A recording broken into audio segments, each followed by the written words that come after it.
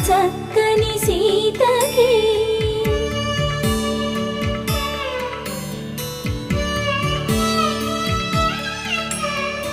ఎర్ర జాబిలి చేయి రాముడేడని అడుగుతుంటే